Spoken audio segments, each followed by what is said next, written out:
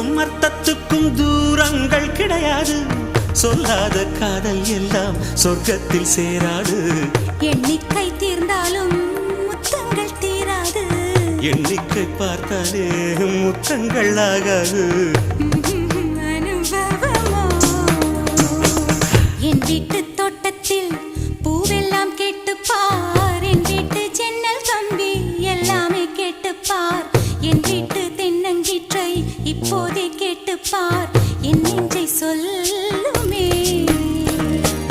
உன் வீட்டு தோட்டத்தில் பூவெல்லாம் கேட்டுப்பார். உன் வீட்டு ஜன்னல் கம்பி எல்லாமே கேட்டுப்பார்.